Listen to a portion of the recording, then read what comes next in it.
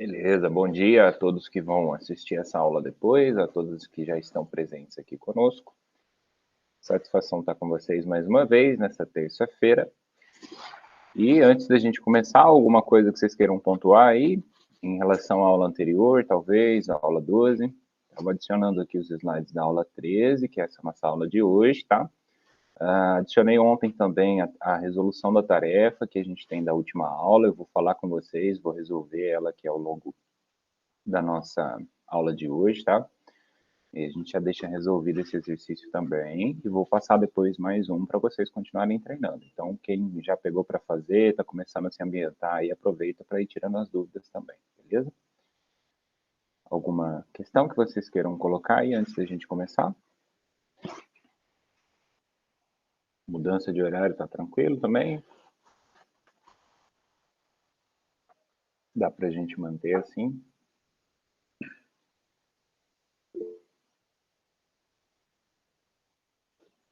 Tá. Me lembra então, na hora que a gente começar a resolução, os slides é pouca coisa, vai ser bem rapidinho. Na hora que eu fizer a resolução, daí eu começo comentando por ela qualquer coisa, tá? Eu vou iniciar aqui então, que daí a gente não se delonga muito, né? Os slides são 12, vai dar uns 10, né? Entre capa e contracapa aí. Mas não é muito conteúdo teórico, não. Eu estou resumindo bastante, né? Conforme a bibliografia que a gente usa, então tem alguns capítulos específicos. E são capítulos que geralmente são abordados em todos os livros, né? Em todos os conteúdos que a gente encontra dessa disciplina. Por que eu uso esses materiais? Para poder organizar uma forma mais didática, né? Que, como vocês viram, não existe exatamente um único livro, uma única fonte que vá nos ensinar como fazer a contabilidade gerencial, porque ela varia muito, ela depende de muitas técnicas diferentes e tudo mais. Então, mais uma vez aí, a gente está na segunda unidade. Nesse momento, estamos no tópico ali, no módulo de gestão no ambiente organizacional. Hoje a gente vai falar de orçamento, continuando a aula anterior.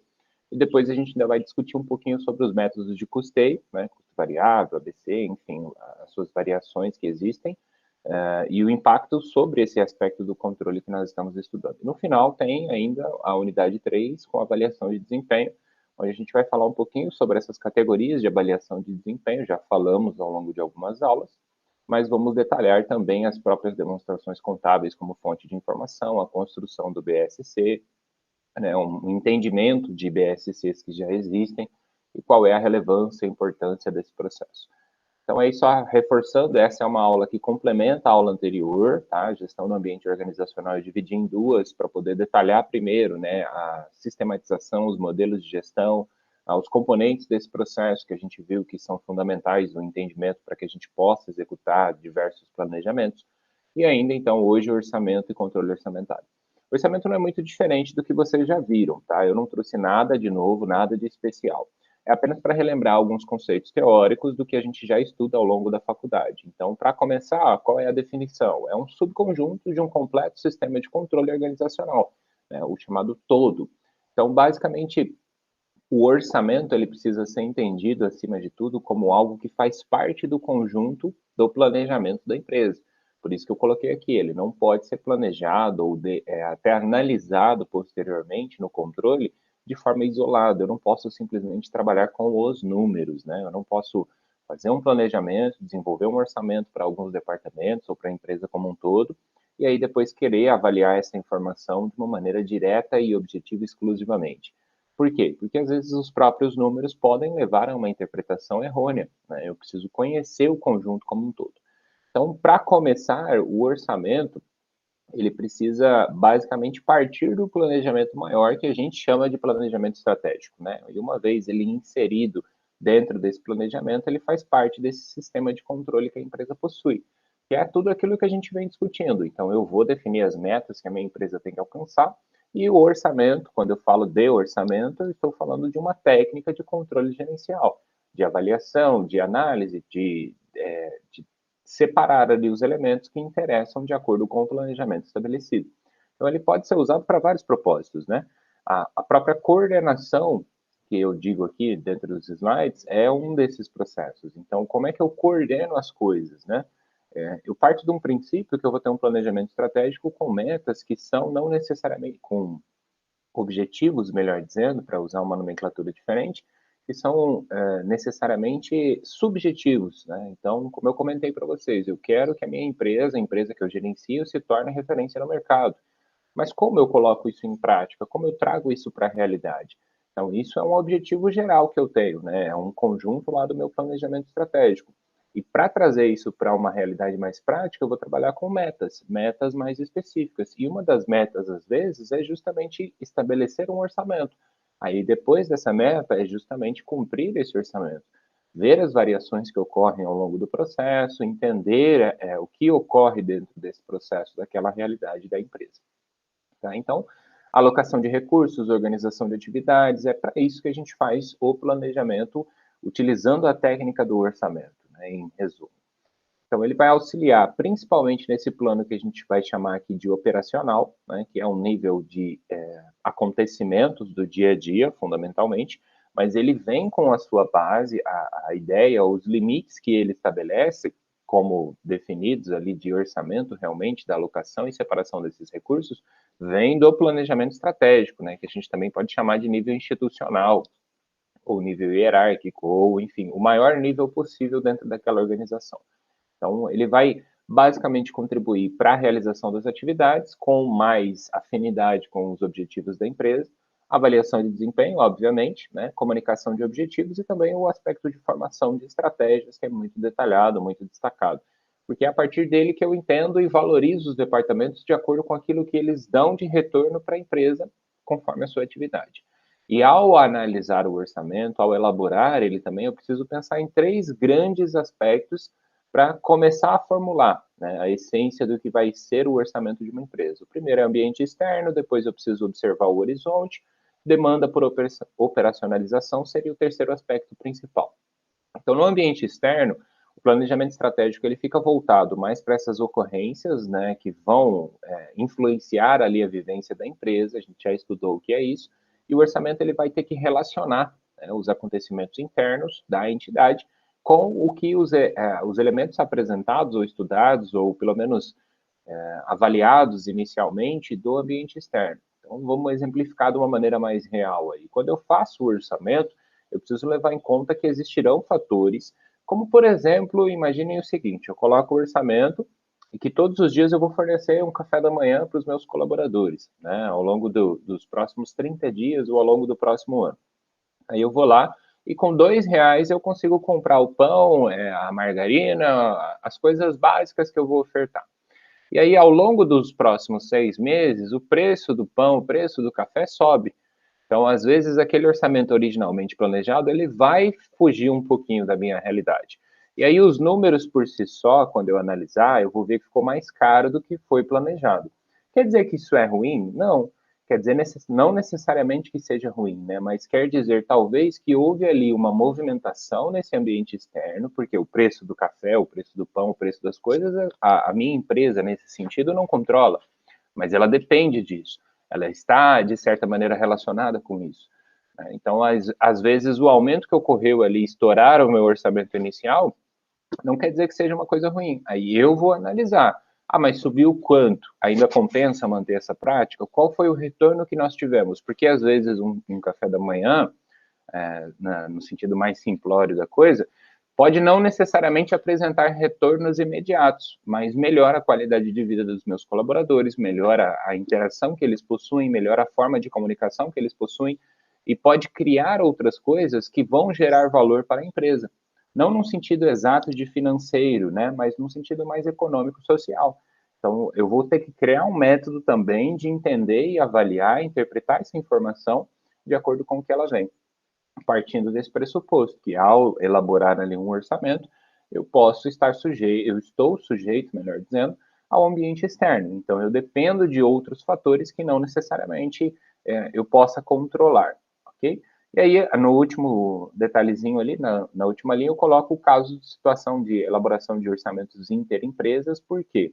Porque aí existem algumas empresas que participam desse processo que a gente chama de cadeia de valor, né, que vão depender exclusivamente do orçamento de outras empresas. Então, se for aí o caso de uma empresa grande ou até mesmo de filiais que trabalham com essa alocação de recursos, o orçamento é uma coisa fundamental. E aí é diferente elaborar o orçamento de uma matriz para o orçamento de uma filial. O outro aspecto seria o horizonte, né? Enquanto o planejamento estratégico ele vai pensar nesse longo prazo, o orçamento geralmente ele é detalhado ali para o primeiro ano, para o segundo ano no máximo, né? Então seria um plano mais de curto prazo. Por que que é feito dessa maneira? Porque eu preciso constantemente reavaliar. Desculpem. Eu preciso estar atento a essas modificações que acontecem, né? E o aspecto monetário, no Brasil principalmente, ao longo dos últimos anos, varia muito, né? Então eu dependo de muitos fatores que às vezes fazer um orçamento de 10 anos não é tão interessante assim. E aí, quando eu penso no longo prazo, para substituir a questão do orçamento, eu posso elaborar planos de investimento, por exemplo, né? Para não necessariamente chamá-lo de orçamento, mas de investimento, porque ali eu separo e trabalho de uma maneira um pouco diferente. Então, o orçamento é um controle de custos que vai usualmente ser feito ao longo de um ano, né? Pode ser feito por mais tempo também, mas é preciso tomar cuidado. Se eu fizer ele por 5 anos, por exemplo, dificilmente eu vou ter um controle dessa informação. Eu vou demorar muito tempo para conseguir obter um retorno daquilo, para fazer uma avaliação correta. Né? E aí, se eu trabalho ano a ano, mês a mês, quinzena a quinzena, eu consigo efetivamente ir melhorando as formas de controle. É claro que o custo-benefício dessa informação vai depender da realidade da empresa. E o último aspecto seria a ideia de demanda por operacionalização, porque ele vai pedir para os gestores ali uma ideia, uma clareza muito grande em relação a como eles querem que aquelas coisas, aquelas metas estabelecidas aconteçam, né? Eu não posso simplesmente separar ali R$ 1.000 para um departamento ao longo de 30 dias e esperar que um milagre aconteça. Eu preciso conhecer aquela atividade da maneira mais profunda possível, a ponto de entender que às vezes R$ 1.000 não é nem 10% do que precisa para ser feito ali. Por isso que a gente parte de todo aquele princípio das teorias para avaliar o comportamento humano, porque daí, ao fazer o orçamento, eu preciso da participação dos meus colaboradores, eu preciso entender as suas funções, ter as suas opiniões, ainda que às vezes, né, se depender da pessoa, ela vai querer R$ 2.000 para trabalhar aquele mês com o custeio das suas atividades. Porém, eu vou fazer uma avaliação. Tendo a informação de que ela precisa de 2.000 na visão dela, eu faço a minha análise e a gente encontra aí sempre um equilíbrio do que pode ser alcançado de acordo com o que está disponível para a empresa, né? E a ideia de orçamento é justamente isso, fazer mais com menos, né? Então, a partir da devida organização de recursos, eu consigo alcançar mais objetivos. E aí, a estruturação, ele acontece de várias formas. Existem diferentes modelos porque eu tenho diferentes objetivos nas organizações, né? Então, dependendo do tipo de atividade, eu vou fazer uma estrutura, por exemplo, de planos para poder delimitar. Então, aí, se eu tenho dentro da minha organização diferentes departamentos, eu posso, por exemplo, ter dentro desses departamentos subdivisões, como comissões, como áreas, como setores em específico, para poder ir avaliando e melhorando a qualidade da informação, ao mesmo tempo que eu melhoro a qualidade também do serviço que a gente presta, do produto que a gente comercializa, enfim. Então, a partir desses grandes objetivos é que eu vou estabelecer ali os critérios que eu vou adotar para elaborar o meu orçamento. Mas o que se espera basicamente desses vários planos é que todos eles permitam, então, a especificação do processo decisório como seu próprio controle. O que quer dizer isso? Se eu tenho um departamento de recursos humanos da minha empresa, eu posso sugerir ali para que aqueles colaboradores, vamos supor aí que tenha 4 pessoas, eu posso sugerir que 2 daqueles 4 colaboradores façam um comitê de planejamento de festas, por exemplo, para avaliar aí o trabalho que é efetuado ao longo de um ano e, ao mesmo tempo, realizar uma confraternização, né? É claro que agora, com as devidas medidas de biossegurança, a gente não tem feito mais isso, mas era uma prática muito comum nas empresas que eu já citei de exemplo para vocês em outras circunstâncias. Em tese, quando eu estabeleço aquilo, isso é um subplano, né? Então, eu tenho dentro do orçamento dos recursos humanos lá a parte de um recurso reservado para poder realizar uma confraternização. E aí é que entra o segredo de se analisar orçamento, né? Se eu avalio apenas financeiramente, monetariamente, eu não tenho como adequar essa informação ao planejamento estratégico, porque aí eu posso simplesmente dizer que isso é um gasto, né? Isso é apenas um custo a mais que eu tenho, uma despesa a mais que eu tenho. Então, quais são os critérios que eu adoto ou como eu avalio a informação que vem que não é financeira, porque realizar uma confraternização permite que as pessoas interajam, permite que elas se comuniquem melhor, permite também, obviamente, que existam problemas. Então, vai ou não vai ter bebida alcoólica, quais serão as práticas adotadas, e etc. E aí não precisamos pensar numa confraternização de fim de ano como um grande momento, assim, ou o único momento ao longo de um ano inteiro. Eu posso pensar em avaliar ali um calendário de aniversários que eu tenho dentro do grupo de colaboradores e todos os meses ali os aniversariantes, faço uma festa para cada um ou faço uma festa para todo mundo do mês. E os meses que não tem, o que a gente faz? Então eu vou elaborando o plano e o orçamento vai acompanhar esse processo.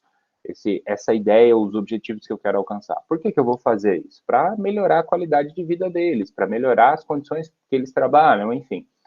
A própria reposição, que é muito comum, né, em escritórios, a reposição de materiais e de equipamentos que a gente usa. Então, por vezes, você tem situações que as empresas acabam ficando lá com a mesma cadeira ao longo de 5 anos, elas ficam com a mesma mesa, com a mesma infraestrutura de modo geral, não de equipamentos de produção, mas aquela que a gente usa no cotidiano, mais próxima aí da nossa realidade, por muito tempo.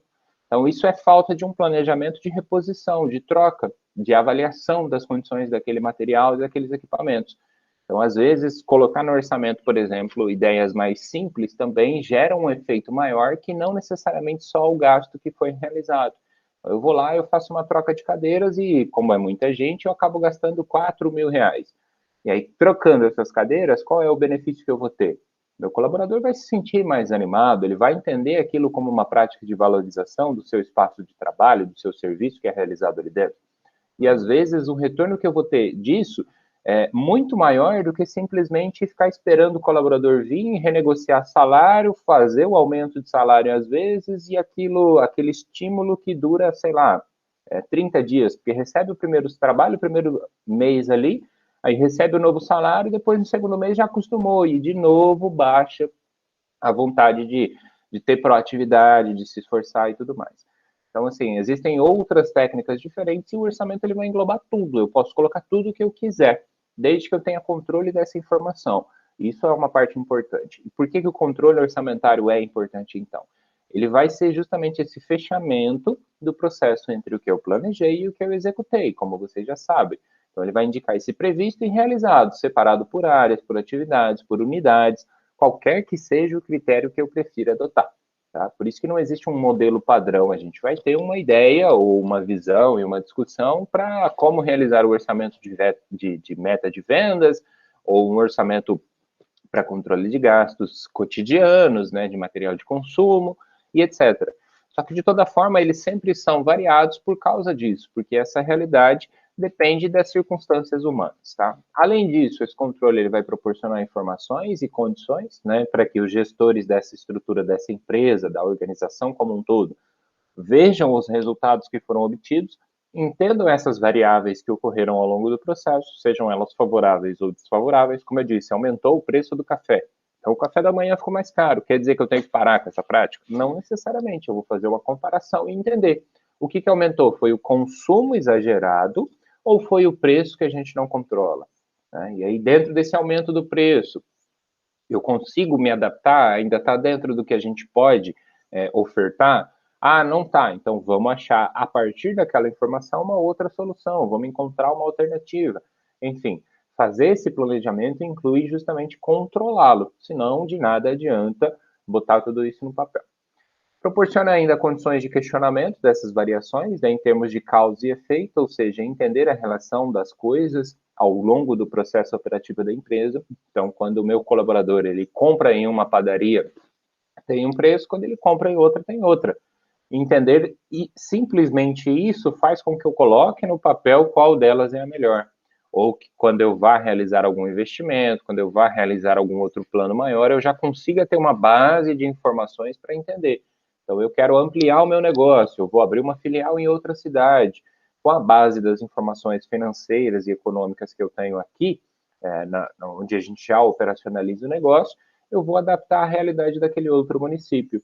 Né? E aí essa extração de informações, de início, ela é sempre muito incerta, ela é sempre muito representativa no sentido de trazer ali uma base para poder discutir. mas até que isso se organize, até que isso efetivamente aconteça, eu ainda vou ter um critério, uma noção mínima de incerteza. E é só levar em conta. Então, é entender que aquilo pode ser um planejamento esperado, mas não necessariamente o que será executado ou o que acabou sendo executado. Ele permite, então, reprogramar nesse controle orçamentário o planejamento remanescente da entidade, que é o que a gente falou. Então, se eu faço um planejamento estratégico de 10 anos, eu vou ter 10 orçamentos. E ao longo desses 10 anos, eu vou adaptando esse planejamento estratégico de acordo com a informação que o orçamento passou para a gestão do negócio. Permite ainda, caso seja de interesse da organização, recompensar o desempenho, né, no nível das áreas internas e do próprio indivíduo. E aí eu entendo o nível de participação do meu colaborador em relação às atividades da organização, eu entendo ali o seu compromisso com os objetivos que eu propus como gestor e vou avaliando de acordo com a necessidade. Então, o controle gerencial ele é processado comparando-se aquilo que realmente foi ou está sendo feito com algum padrão relativo ao que deveria ser alcançado. Né? Eu crio metas e estabeleço critérios para avaliação ao longo desse processo. Então, quando eu tomo providências, o que eu geralmente busco identificar e melhorar, né? A distância entre aquele padrão que é esperado e o resultado que foi alcançado. Então, eu trago à organização a sua rota original. Por isso que o planejamento que vocês estudam ao longo da faculdade toda precisa ser muito bem elaborado. Quanto melhor é elaborado esse planejamento, mais fácil é o processo de tomada de decisão. E aí, para isso acontecer, entra a nossa disciplina. A contabilidade gerencial, ela vai ser responsável pelo sistema de informações, né? Então, pela coleta, pelo controle, pelo desenho de um modelo de gestão também, ela consegue colaborar. E aí, é dessa base de informações, sejam as próprias informações financeiras, contábeis que a gente estudou anteriormente, ou os outros relatórios que eu posso ter, que eu posso criar, que eu posso adaptar, para extrair informações necessárias. Então, vamos imaginar que eu não tenho nada, né? Eu acabei de chegar na empresa e me pediram para fazer um orçamento. Me pediram para controlar esse orçamento. Por onde que eu começo? Você começa pelas demonstrações contábeis. Você começa por entender a real situação do patrimônio da entidade, juntando isso com a sua operacionalização do negócio. Então, é um comércio, é uma indústria, é um setor de serviços. Dali em diante, você estabelece o seu horizonte, que seria esse prazo, né, separando, vou fazer um orçamento mensal, vou fazer ele anual, como que eu vou fazer? E aí vou vendo de acordo com a realidade. Depois, por exemplo, eu vou para uma DFC, para analisar essa informação, uma demonstração dos fluxos de caixa, para ver lá ao longo dos últimos 3 anos, 5 anos, ou o último ano que seja, como está o direcionamento da empresa. Dentro dessa análise do caixa, ela gasta muito mais com atividades operacionais, ela gasta muito mais com atividades de investimento, ou ainda de financiamento da sua estrutura. Então, eu consigo fazer uma leitura daquelas informações e trazer isso para o meu orçamento também. E aí, por fim, eu vou para a DRE, por exemplo, além de outras demonstrações, mas a DRE também nos vai ajudar a entender, por exemplo, qual é o limite que eu tenho de entrada e saída de recursos no sentido econômico, né? No sentido de resultado, receita menos despesa. Então, sabendo o faturamento da minha empresa, eu consigo elaborar um orçamento de acordo. Sabendo lá o somatório das minhas despesas gerais, né, as despesas operacionais fixas, por exemplo, que a gente está chamando, eu consigo fazer um orçamento com maior clareza. E aí vocês viram que a matemática ela não é tão complicada assim. Mais complicado, eu diria, do que a matemática que a gente usa aqui nesse sentido, é a parte mais social, né, mais filosófica da coisa, é discutir e analisar de acordo com a realidade que me foi entregue. E aí, para finalizar, a caracterização do controle quanto às unidades de análise nada mais é do que essa separação da informação. Né? Então, eu separo ela de acordo com o nível institucional, intermediário e operacional. A gente também chama isso de estratégico, tático e operacional. Mas é para dizer o quê? Olha, eu preciso avaliar o meu negócio por partes, porque por partes eu consigo entender melhor. Então, é a mesma coisa de quando a gente vai para o médico, e aí você chega lá e fala, eu estou com dor. Então ele vai te perguntar onde que é a dor, porque se a dor for na cabeça, é uma coisa, se ela for no pé, é outra coisa. Então eu vou filtrando a informação para tentar tornar ela mais preciso possível. E isso é o mesmo para a empresa e é o mesmo para os gestores e para a contabilidade gerencial. Então quando eu separo em níveis, de qualquer forma que eu prefira chamar esses níveis, eu consigo melhorar a qualidade da minha informação. Então, essas 3 categorias, né, vão acontecer ali controles em 3 níveis diferentes. e depois esses três controles se entrelaçam, eles se comunicam. Não quer dizer que eu estou separando para dizer que eu tenho controle de três entidades ao mesmo tempo, mas eu tenho uma só. É importante que eles se comuniquem dentro desse processo também. Então, controle em nível institucional, vocês podem chamar de estratégico também, sem problema nenhum, intermediário ou tático, como a gente estuda geralmente, e o nível operacional, que é essa realização do negócio. Então, o controle em nível institucional, ele vai se detalhar ali ou se debruçar ao longo prazo. A gente fala que ele é macro-orientado, né? Ele aborda a empresa como um todo, vai ser o grande orçamento. Então, se eu tenho diferentes departamentos, todos os departamentos têm que estar relacionados ali, inclusive aqueles cujo orçamento é zero, tá? É importante que eu traga essa informação também, porque isso ajuda na hora que alguém fizer uma leitura do trabalho que eu realizei. E ele normalmente é genérico e sintético, quer dizer o quê? Ele é o mais abrangente possível, né? Ele é o menos detalhado, ele é o que traz ali o resumo da informação. O sintético nada mais é do que isso, sintetizar essa informação.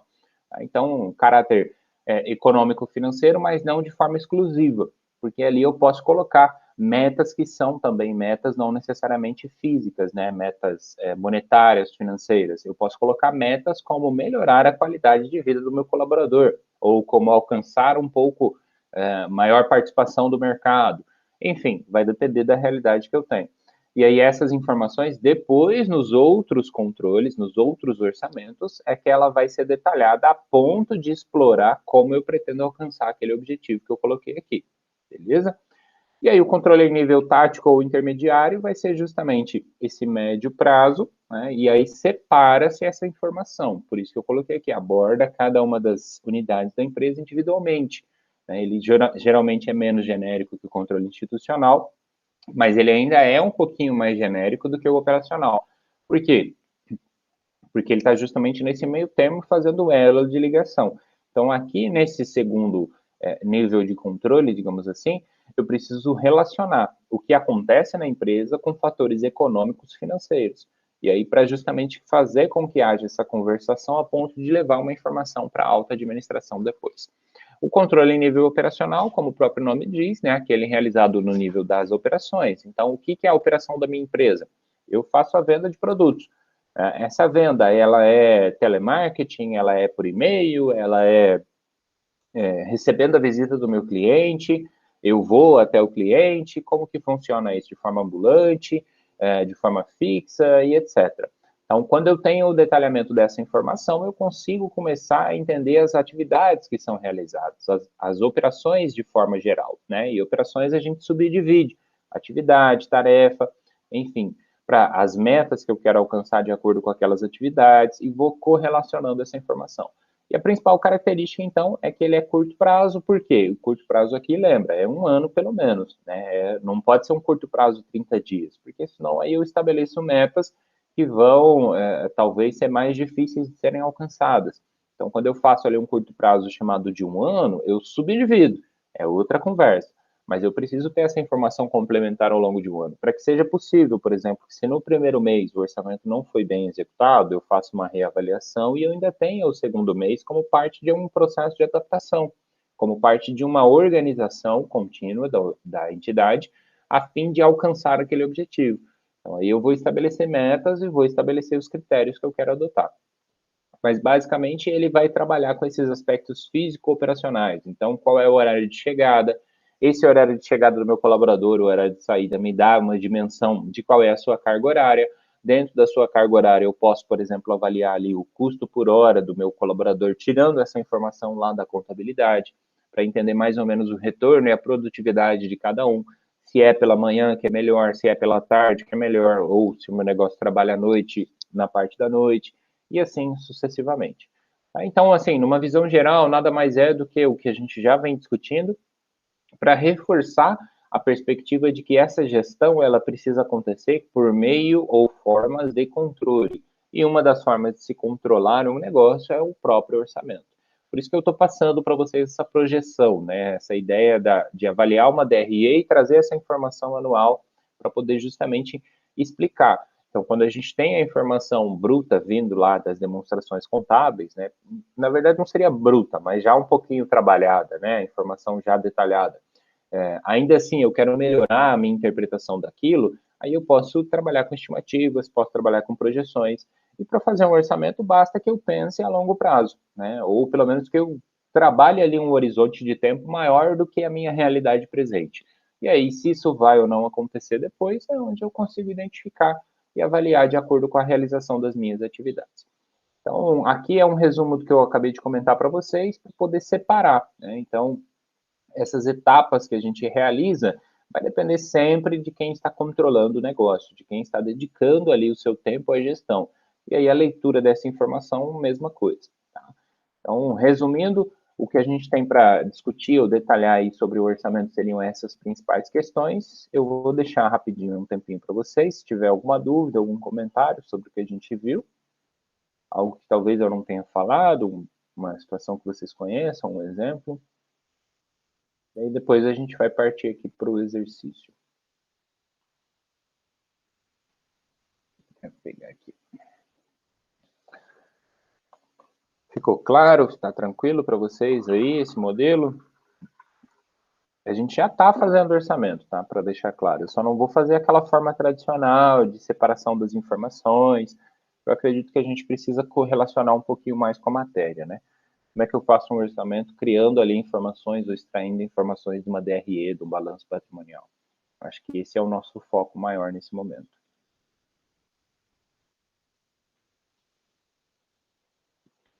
Nada, beleza? Posso prosseguir?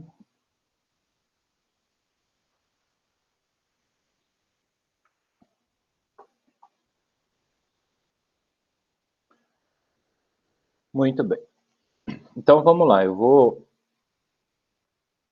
Não foi, tá? Mas conseguiu captar a essência, né, Tatiane? Assim, se alguém te pede hoje para fazer, por exemplo, um orçamento familiar ou um orçamento empresarial, você vai ter uma mínima ideia de onde partir, né? Eu acredito que talvez de início organizar as informações, fazer essa leitura completa, aí primeiro você faz um modelo simples, depois você vai melhorando ele ao longo do tempo. Perfeito. O importante é isso realmente, porque a faculdade ela não vai ensinar a gente a resolver os problemas de todas as organizações, né? Ela vai dar técnicas, vai ensinar métodos e formas que a gente precisa para poder organizar isso depois. E aí você vai adaptando de acordo com o que você sabe, né? Então eu trago ele aqui justamente por isso, porque daí o pessoal fica esperando assim, eu queria um modelo padrão para minha empresa. Não tem, não existe. Né? O que existe é algum outro profissional, talvez lá de outra região, que fez um estudo lá e avaliou lá, e de acordo com o aprendizado dele, ele elaborou aquele modelo. Né? Aí vamos ver a diferença da realidade de um orçamento aplicado em São Paulo para um orçamento aplicado aqui no nosso estado, né? Ou na nossa cidade. Então, isso também é passível de discussão. Agora, eu posso também pegar aquele modelo, adaptar a minha realidade, ou posso estudar aquele modelo e criar o meu próprio. Aí eu vou vendo e lendo a informação de acordo com o que eu acho interessante, tá? Então, assim, no exercício que a gente teve da aula anterior, tem uma parte da contabilidade tradicional, que a gente chama de contabilidade gerencial, né, que já está sendo executada por vocês, que é realmente para relembrar algumas coisinhas. Né? Em tese, vocês deveriam chegar aqui sabendo fazer o mínimo, o básico da contabilidade. E aí, como não tem uma forma de fazer um exercício sem necessariamente passar por esse processo, eu quis que vocês fizessem esse começo, mas não quer dizer que vocês vão fazer sempre o débito e crédito, né? Vocês vão trabalhar com a informação já pronta. Então, aqui na resolução, que eu já coloquei também, tá? A gente tem uma descrição no exercício das informações que acontecem, e essas informações, elas são lidas pela contabilidade, né, pelo escritório de contabilidade, como a atividade da empresa em si. Né? Elas são importantes, porque elas que vão ajudar a caracterizar essa informação que a contabilidade vai fornecer depois. E aí eu trouxe aqui na aula de hoje a resolução. Deixa eu só aumentar o zoom aqui rapidinho. Então, o que é a resolução? É um débito e crédito para fazer um livro diário, um livro razão e a elaboração das demonstrações contábeis, né? O fechamento do exercício e depois elaborar balanço e DRE. Com essas elaborações, a gente começa a entender essa linguagem da contabilidade. Então, aqui, o lançamento número 1 é referente a introdução e a letra A, né? A sociedade empresária ela foi formada por dois amigos. Capital social, que é a fundação do patrimônio da empresa, né? Descrito lá no contrato social, a forma de cotas, a distribuição dessas cotas, o nível de participação. Quem já viu um contrato social sabe que há um detalhamento maior dessa informação. Mas basicamente aqui eu estou dizendo, olha, criou-se uma empresa. Pronto. Por quê? Porque no Brasil a gente separa o patrimônio da pessoa jurídica com o patrimônio da pessoa física, quando principalmente falamos de empresa limitada, né? É isso que limitada significa. E vejam que a gente só está trabalhando com o comércio, porque a parte de custos é mais interessante na hora que são as aulas futuras, né? Na hora que a gente fala, então, de indústria ou até mesmo de prestação de serviços. Não que o comércio não tenha que cuidar dos seus custos, mas a formação de preço depende muito mais, é muito mais interessante se estudar nesses outros segmentos do que na própria área do comércio, porque o comércio geralmente aplica fórmulas específicas, já trabalha com uma mercadoria pronta, mas a gente vai ver também situações assim. Então, aí depois, no dia 10, eu tenho a compra de um veículo, que é para entender mais ou menos o que acontece no débito e crédito, né? Então, eu faço aqui um crédito banco, R$ 9.000, tirei o dinheiro do banco. Essa foi a origem da operação. Débito veículo, para dizer que aquilo se transformou ou foi aplicado na forma de um veículo, né? Então, junto com isso, viria uma nota fiscal, viria as condições de pagamento, toda a informação detalhada. Aqui a gente está simplificando, foi uma compra à vista, R$ 9.000, para poder ter aquele veículo à disposição dos colaboradores, né? E aí, mais uma vez, já que estamos falando de orçamento, esse veículo já me dá um indicativo de que ele vai precisar de manutenção. Então, essa manutenção tem que estar prevista no meu orçamento. A manutenção, o combustível, a reposição e troca de pneus ou de outras peças, enfim, tudo isso tem que acontecer numa visão geral, né, quando a gente fala de orçamento. E essa informação contábil, ela pode ser traduzida para ser adaptada. Então, se você pega lá o livro diário, a informação contábil, que seria o balanço propriamente dito, ou balancete até, você já consegue ver, falar, olha, tem 3 veículos, já vamos fazer uma cotação aqui nas mecânicas da cidade, porque se esses veículos estão rodando todo dia, vai ter um desgaste.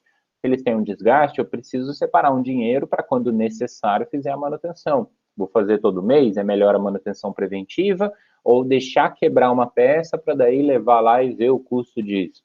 Então, tem como fazer essas projeções e leitura dessa informação. E aí, depois da compra do veículo, tem o lançamento da depreciação, que é uma coisa da contabilidade, né? Explicando aí que depreciação nada mais é do que esse desgaste natural ocasionado pelo uso, pelo tempo, né? Enfim, de bens tangíveis, ou seja, aqueles que a gente pode tocar. A fórmula de cálculo da depreciação é a mesma do exercício anterior. O valor do bem dividido pela vida útil, tá? Existem fórmulas que a gente calcula com porcentagem, né? Com percentual. Essas fórmulas, elas são um pouquinho mais complexas, mas seguem o mesmo princípio, tá? Aqui a gente está fazendo como se fosse um 100% dividido por uma parcela ou fração. Mas a ideia geral é a mesma. Então, eu chego no 150 dividindo uma coisa pela outra, né? Os 9.000 dividido pelos 60 meses. Lembrando que eu estou falando em meses, porque se a vida útil é 5 anos, 5 vezes 12 meses, eu tenho 60 meses como vida útil, então. É a mesma informação vista de uma forma diferente. E aí, no dia 15, no dia 20, 25 e 27, a gente vai ter compra e venda de mercadoria. Seria o cotidiano da empresa, né? Aqui a gente não contratou colaborador, a gente não está fazendo a parte de folha de pagamento, não está fazendo apuração de impostos em relação à compra e venda de mercadorias, mas é para realmente ter uma dinâmica um pouco mais direta desse processo. Então, primeiro eu faço a compra de mercadoria, separo ali se essa informação foi à vista ou a prazo, né? Neste caso foi os dois, então eu tenho duas origens da operação, ou seja, 2 créditos, como vocês estão vendo aqui, 40% no banco, 60% desse montante no meu fornecedor a pagar, que vai ser uma obrigação que eu estou assumindo, né? A famosa notinha. Vou lá, compro, e aí ele emite uma nota fiscal, eu vou pagar isso daqui 30 dias, daqui 60 dias, conforme o nosso combinado, beleza? E aí eu só faço o histórico aqui para separar essa informação, porque eu vou ter que calcular isso depois. Nesse exercício, eu passei para vocês que a forma de controle do estoque especificamente é o PEPS. É o primeiro que entra, o primeiro que sai, que vocês também, em tese, já deveriam ter visto, dominado, conhecido ao longo da faculdade. Então, aí, no caso do cálculo do PEPS, quando é que eu vou calcular ou por que ele é importante? Para entender o meu custo da mercadoria vendida. E o CMV, neste caso, ele só acontece quando eu tenho uma venda de mercadoria. Custo da mercadoria vendida. A mercadoria em estoque, o seu custo é analisado de uma forma diferente, né? Eu posso analisar essa informação do estoque por meio da rotatividade, do tempo que ela fica parada para se tornar um recurso disponível ali, para se transformar em dinheiro, e etc. Aí é outra análise. Aqui eu estou avaliando quando ela sai da minha empresa, quanto é que de fato ela custou, então, para mim. Por entender que primeiro eu tenho que comprar, então eu tenho uma despesa, para daí depois vender, para daí então ter uma receita, né? Então, primeiro a empresa gasta um dinheiro, ela despende um recurso, e essa dispensão de recurso, né, o momento em que ela tira recurso, ela precisa controlar isso para avaliar se o negócio está ou não dando o retorno que ela espera. Então, aí a venda, mais uma vez, a gente faz em duas etapas, que é o reconhecimento e a baixa no estoque, o reconhecimento da receita, porque isso é importante, é o nosso faturamento, né? Seria ali um processo de emissão de nota fiscal, de passar essa informação para o escritório de contabilidade depois, e etc. Lembrando que receita não é sinônimo de caixa, tá? De entrada de dinheiro. Receita na informação contábil significa apenas que você fez, por exemplo, uma venda, né? Que existe ali a pretensão de um faturamento. Mas se o cliente já pagou, se ele vai pagar, se ficou para ele pagar e depois ele não quitar essa dívida, tudo isso varia. Então, a contabilidade acompanha esses processos. Aqui a gente está fazendo uma venda à vista, então quer dizer que a receita já foi contabilizada ou já entrou para o banco, para o caixa da empresa naquele mesmo momento. E aí, na hora que eu faço a venda, eu preciso lembrar, eu gastei um dinheiro para poder fazer essa venda, então o meu CMV precisa ser contabilizado. E como é que eu calculo? Neste caso, com o PEPS. Então, aqui, outra planilha para vocês, né? A gente já viu uma planilha em relação ao custo médio, mas eu vou seguir a mesma estrutura. Aqui do lado a gente vai ter os dias, uma coluna reservada para as entradas, uma coluna para a saída, tá? Então, não precisa ser desse jeito que vocês têm que fazer. Eu só estou passando um modelinho básico para a gente relembrar a fórmula de cálculo. Então, qual é a ideia do PEPS? É o primeiro que entra. Então, eu vou ter aqui uma coluna de entradas. Eu comprei 10 unidades no dia 15 de junho de 2021. Cada uma me custou R$30. Quanto eu comprei? 300. É o que está descrito no exercício. Chegou naquele mesmo dia, eu faço uma análise de tudo que eu tenho em estoque. Então, aqui neste caso, 10 unidades a R$30 cada, eu tenho R$300 em estoque. Aí eu vou lá para a situação ou o dia ou a operação de venda, né? Que seria aqui no caso a letra D. A gente vai ter então dia 20 de junho a venda de algumas unidades, assim como é destacado aqui no nosso livro diário. Dia 20 de junho, venda de 7 unidades com o custo unitário que nós vamos calcular agora. Então, aí eu separo. Se é o primeiro que entra, dessas 7 unidades, eu vou olhar o meu histórico de compras, né? Então, como eu só fiz uma compra, eu só podia vender daquelas unidades. Por isso, o custo unitário de cada uma ficou R$30, que é a mesma informação. Vejam que eu estou puxando essa informação da coluna anterior, né? Da linha anterior, justamente para ter esse controle. Então, se eu vendi 7 unidades, cada uma unidade me custou R$30, qual foi o custo da minha mercadoria vendida? 7 vezes 30, 210 efetivamente. Aí o que eu faço no final do mesmo dia é um fechamento daquela informação. Então, se eu tinha 10, vendi 7, sobraram 3 unidades. Isso, né, obviamente aqui que é pouca coisa, é um controle fácil de ser feito, mas quando a empresa tem muita atividade, muito movimento, isso aqui vira uma bola de neve, né? Tem que tomar muito cuidado, fazer com muita atenção, ter uma pessoa só para fazer aquilo, para realmente não se perder nessa informação. E aí, então, 3 unidades, cada uma me custando R$30, quanto que ficou em estoque? R$90. E aí eu parto para a próxima operação. Aqui, o que eu fiz foi separar. Então, eu deixei uma linha reservada, né? Deixa eu aumentar um pouquinho aqui. Aqui na coluna de entrada, primeiro, eu deixei uma linha reservada para as operações que foram realizadas aí anteriormente, que seria essa de cima. Por quê? Porque eu não quero trabalhar e mesclar a mesma informação, né? Então, tá 000 justamente por isso, porque agora eu fiz uma compra de mais 15 unidades, então eu quero que essa informação seja separada. E aí, na coluna de saídas, a gente não tem nada, porque nesse exercício não se compra e vende no mesmo dia, coisa que não acontece na empresa, né? Mas aqui a gente separou para melhorar a qualidade da informação. E aí eu vou deixar, olha, eu tinha 3 unidades a R$30, seria então R$90 em estoque. Mais 15 unidades que agora eu comprei, só que essas 15, elas foram compradas por R$40. Então houve uma variação de preço. Se houve uma variação de preço, eu preciso contabilizar isso adequadamente. Então, 15 vezes 40, eu tenho 600 reais no total. Soma os dois para ver o valor final do meu estoque, 690 naquele dia, né? No caso aqui, no dia 25. Então, eu só estou fazendo linha por linha para poder separar. Então, hora que eu for vender, primeiro eu vou vender essas três, porque é o primeiro que entrou, vai ser o primeiro que vai sair. Né? É só isso que quer dizer o PEPS. Então, eu separo justamente para saber. Então, se eu fizer uma venda de 4 unidades aqui, eu vou ter que vender primeiro essas três a 30 reais cada uma, como custo, tá? Isso não é preço de venda. A gente não está falando nada sobre receita nesse momento aqui.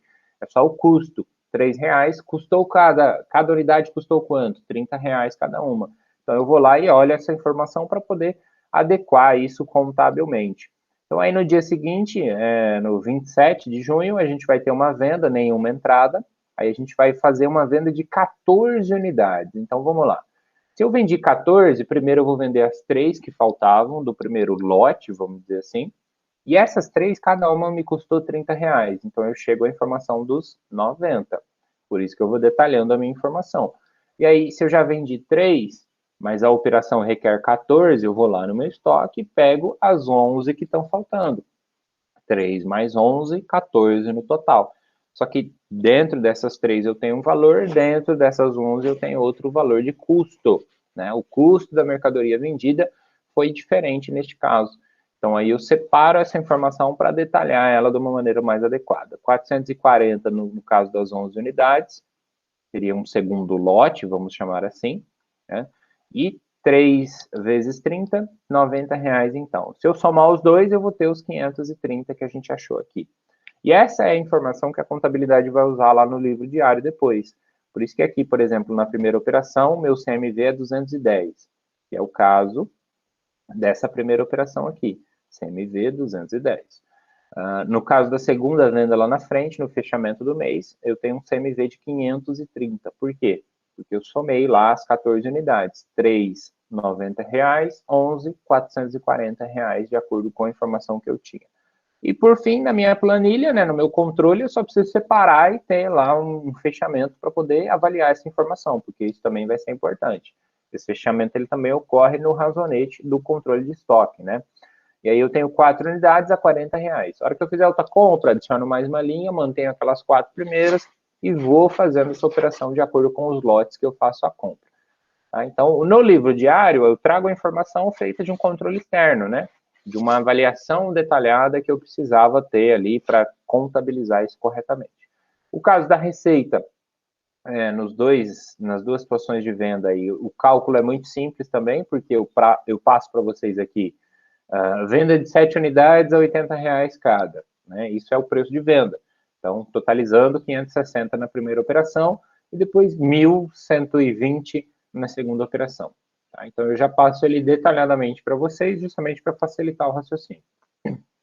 E você vai avaliar de acordo com a informação que foi apresentada, né? Então, aí basta que você... Aqui tem que corrigir.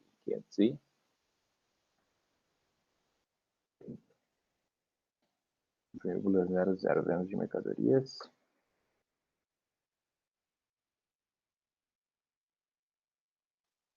Posso até deixar o preço de venda para não confundir e ficar igual o exercício anterior. 1.120, né? Então, eu dizia o seguinte, que assim, dependendo da informação, às vezes, para saber lá quanto foi a receita do mês, a empresa vai separar todas as notas fiscais, todas as vendas que ela realizou, vai trazer essa informação por meio de uma informação mais fiscal, digamos assim, né? Mas é interessante que se tenha um controle detalhado disso, porque eu preciso sempre saber o custo da minha operação, para visualizar justamente o conjunto de despesas fixas, variáveis, relacionadas ali a custo de produção também, enfim, para ter um detalhamento dessa informação de modo que eu consiga tomar decisões. E assim como no último exercício, a gente tem a parte das despesas fixas, que seria um fechamento do mês, nada mais, nada menos do que demonstrar ali quanto que eu tenho a pagar de aluguel, de água, de energia, né, enfim, de acordo com a informação que foi apresentada no próprio exercício. Então, o modelo de débito e crédito é o mesmo, né? E aí, no fim do mês, eu faço um fechamento. Apuro lá a minha receita, que nada mais é do que a soma das minhas duas vendas, né? Esse aqui, isso. Então, aqui eu tenho, ó, somando 560 na primeira venda, vejam, receita com venda de mercadoria. E depois 1.120, outra receita com venda de mercadoria. É como se eu pegasse as duas notas fiscais, juntasse elas, né, as duas de venda, e depois juntasse as notas de compra, para separar essa informação e fazer um comparativo. Então, se eu vendi 1.680, quanto que eu gastei? Eu gastei 740 de CMV nas duas operações. Eu tive uma despesa com depreciação, lembrando que depreciação a gente não paga para ninguém, mas ela precisa contabilmente ser registrada, porque seria, em tese, você separar um dinheiro do caixa para quando aquele veículo chegar no fim da sua vida útil, você ter os 9 mil para comprar ele de novo. E despesa fixa operacional, que nada mais é do que a soma dessas despesas que eu apresento para vocês ali, né? R$700. Então, somando uma coisa com a outra, olha, 1.680 menos 1.590 vai nos dar um lucro, neste caso, do mês de R$90. Já é muito diferente do que a gente viu na aula anterior. Então, o lucro de R$90 vale a pena? Qual seria o ROI, o retorno do investimento que eu tenho aqui neste caso? R$90 não é um lucro que se espera de uma empresa. Eu vou trabalhar o mês inteiro para conseguir esse resultado? Ele é bom, ele é ruim? Depende do esforço que eu faço, depende da quantidade de recursos que eu gasto, depende de muitos fatores. Né? Mas, comumente, com R$90, eu não poderia nem contratar um outro colaborador para fazer esse trabalho. É claro que aí eu estou observando aqui e vendendo talvez muito barato, ou ainda é um momento inicial da empresa, né? Eu posso avaliar diferentes circunstâncias e perceber que é melhor R$90 de lucro do que R$90 de prejuízo. Vai depender justamente de como eu olho essa informação. Depois do livro diário, a gente tem que fazer o livro razão, que nada mais é do que fazer débito e crédito de novo. Então, se o primeiro lançamento foi banco e capital social, vem para o livro razão, faça um razonete do banco, faça um razonete do capital social. Aí eu volto lá e olho, crédito, capital social, 100 mil. Então, vou no razonete do capital social, qual que é o lado do crédito? O lado direito. Então, vou lá e credito, né, ou lanço, como a gente também fala muitas vezes, no lado direito. Então, está aqui, capital social, lado do crédito, número 1. E o débito, mesma coisa, no sentido oposto, né, no lado contrário, esquerdo, no razonete do banco. Então, aí eu separo as informações, porque agora eu vou fazer um fechamento só do banco, vou fazer um fechamento só do capital social, um fechamento só do veículo. Razonete na contabilidade, mesmo que ele não tenha o formato de T, ele vai ter sempre o débito, crédito e um saldo. É a mesma coisa do que o livro diário, né? Então, às vezes, num sistema, a informação, o relatório, ele vem justamente numa sequência horizontal, não vem no formato razonete, que seria vertical. Mas é a mesma informação, vai ter um montante de débito, um montante de crédito. E aí, dentro desses dois, eu apuro um saldo. O saldo, ele depende da natureza da conta. Então, por exemplo, o banco faz parte do ativo. O ativo tem natureza devedora. E aí, é claro, é um aprofundamento que talvez vocês não conheçam porque não estudaram a teoria da contabilidade. Mas, de modo geral, se eu entendo que o banco ele faz parte do meu conjunto de bens e direitos, eu vou ter uma parte de entrada e uma parte de saída, né?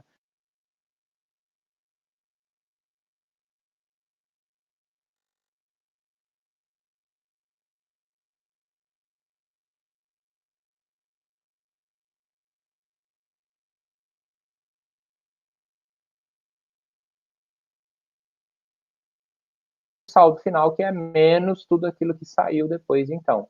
Por que saiu 9 mil? Foi a compra do veículo. Por que saiu 120? Por que saiu 600? 120 foi a compra parcelada. Os outros 600 aqui eu preciso olhar, lançamento número 7. Eu vou lá no meu livro diário, lançamento número 7. Foi uma compra de mercadoria no valor de R$600 à vista. Então, eu vou interligando essa informação e fazendo uma leitura de acordo com a minha necessidade. Tá? Então, cada conta tem o seu razonete, tá? A resolução está disponível para vocês aí confirmarem, verem se vocês conseguiram fazer tudo certinho. E é importante que eu entenda daí algumas informações contábeis a ponto de apurar o que a gente chama de lucros acumulados. Daqui, dependendo da situação da empresa, ela faria uma distribuição desse lucro, de acordo com a realidade ou as políticas que ela adotou. Tem imposto para pagar, tem uma série de outras coisas que eu não coloquei aqui. Mas, de modo geral, aqui a gente já consegue fazer uma leitura dessa informação e dizer se foi bom ou se foi ruim. E aí o critério que vocês vão adotar é o que me interessa. Porque a informação contábil, ela vai estar lá. Se você tiver uma empresa, ela vai ter um escritório de contabilidade ajudando, trazendo essa informação. Só que muitas vezes isso vem, ou acaba nem vindo, porque você não solicita, você não corre atrás, e aí isso fica lá parado, sem utilidade, sem uma aplicação prática. Às vezes o contador está fazendo essa leitura para você, mas pela falta de trocar uma ideia, de conversar, de ir lá e dedicar um tempo para essa parte da informação também, vocês estão deixando de tomar decisões com uma forma mais adequada, né, uma leitura mais adequada, por causa dessa falta de conhecimento da contabilidade. Tá? Não dá para dominar da noite para o dia. E não quero que vocês fiquem fazendo débito e crédito, mas eu quero que vocês façam pelo menos algumas vezes para entender a mecânica do processo. E daí, quando alguém te apresenta essa informação, você consegue fazer a leitura e discutir no mesmo nível, no mesmo patamar que ela, e vice-versa, né? Que daí você consiga levar a informação da administração para o contador, a ponto de ajudar ele a entender quais são os seus objetivos como gestor do negócio, né? Quais são as suas metas a serem alcançadas. Então, aí vai fazendo a junção de uma informação com a outra. E, por fim, apurou os saldos dos razonetes, né? Fez lá do maior para o menor, sempre, mais uma vez, é o jeito mais fácil de começar. A gente vai fazer um balanço patrimonial, que nada mais é do que o quê? O conjunto de bens e direitos de um lado, toda uma coluna, e do outro lado, o conjunto de obrigações. Então, eu tenho obrigações com terceiros, né, com pessoas fora, pessoas físicas ou jurídicas fora da empresa, neste caso aqui, fora dos sócios, né, do campo dos sócios, e o patrimônio líquido, que também é uma obrigação, seria uma obrigação da empresa para com os sócios, em resumo. Né? Ele também é chamado de valor residual, porque é ativo menos passivo igual patrimônio líquido. Então aqui, olha só, vamos fazer uma rápida visualização aí, de acordo com as questões que a gente tem. A primeira, aqui lembrando então, né, a planilha está feita, o livro diário, o livro razão, o balanço e a DRE a gente fez também. De um modo geral, eu vou questionando lá na 2. Qual foi o resultado ou o lucro líquido obtido pela empresa? Esse lucro ele tem que ser apresentado no balanço, né? A diferença é que no balanço ele é demonstrado por meio de outras contas, né? Então o lucro ele recebe um destino também. Aí na DRE a gente consegue essa informação mais direta, mais objetiva. Então toda a DRE no finalzinho dela, lá embaixo, num sentido cascata vertical, né, de cima para baixo, eu vou começar de uma receita bruta.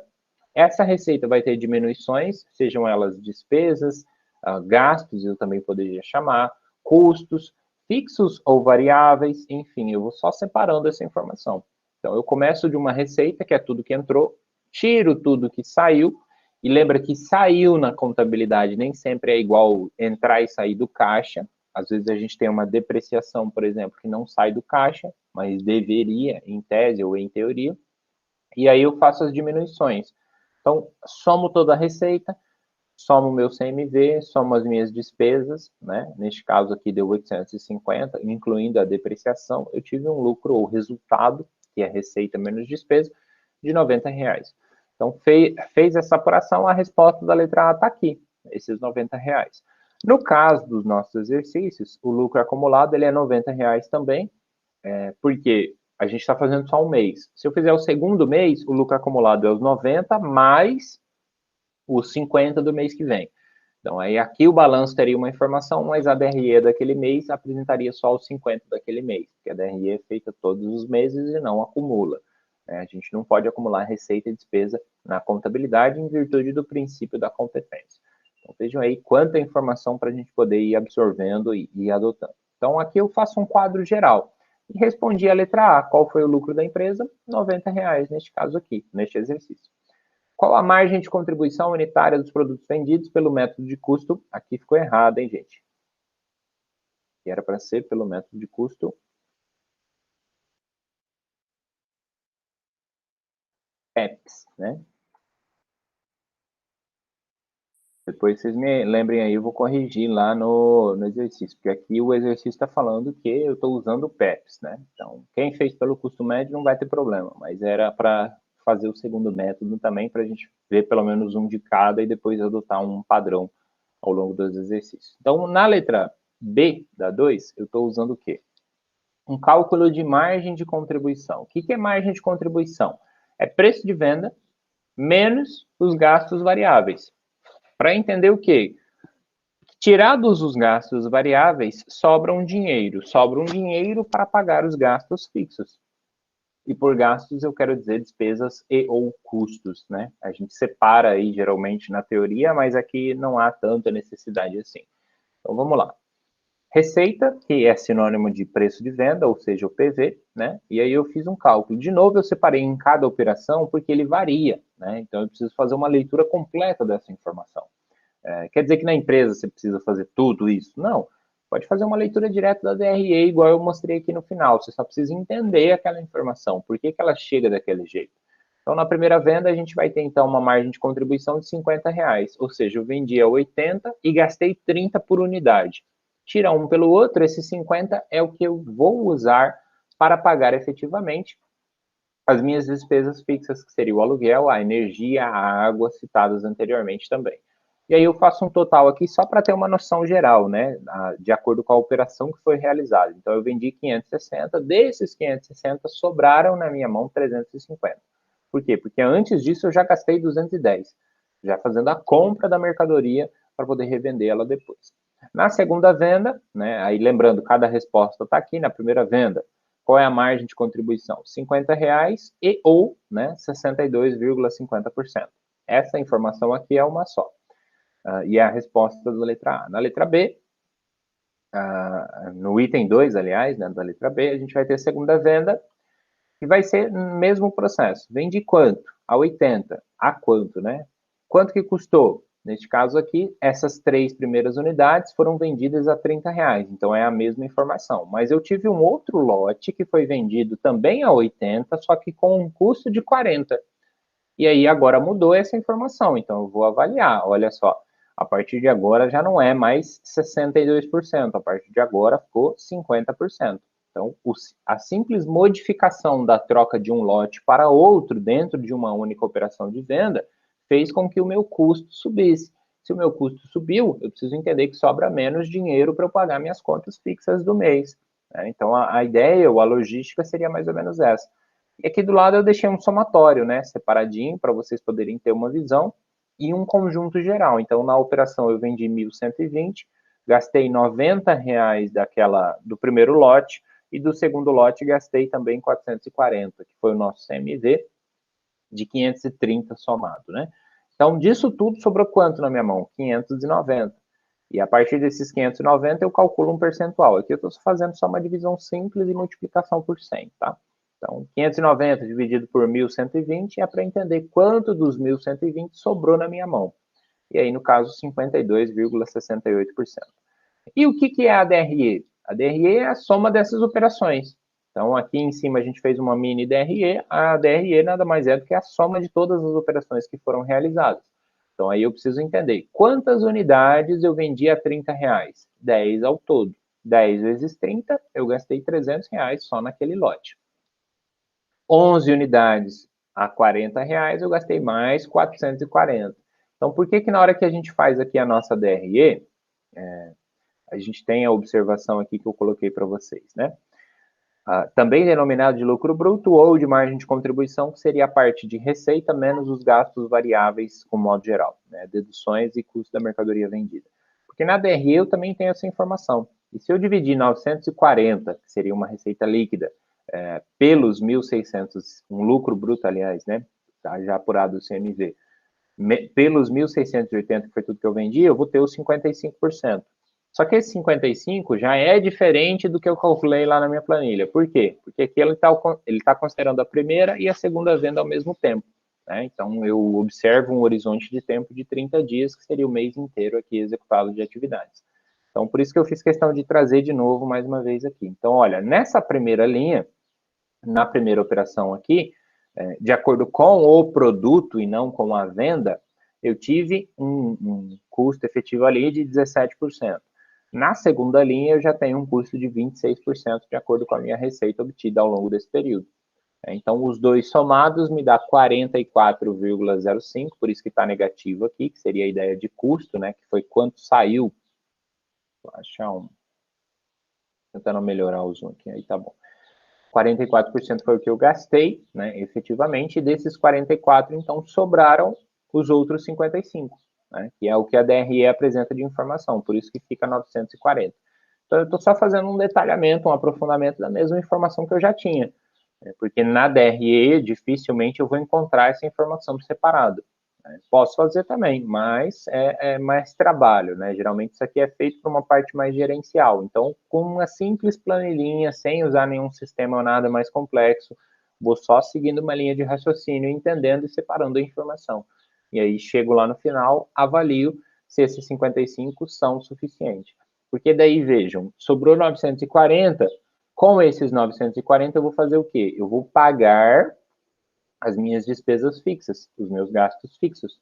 840, lembrando que 840 está incluindo a minha depreciação. Depreciação não sai do caixa, tá? Ela deveria ser uma poupancinha, né? Para repor o bem lá quando ele esgotar a sua vida útil. Então, aí, se eu fizer uma análise de caixa, não vai sobrar só aqueles R$90, vai sobrar o 90 mais os 150, que é o preço ou o valor da depreciação que eu avaliei.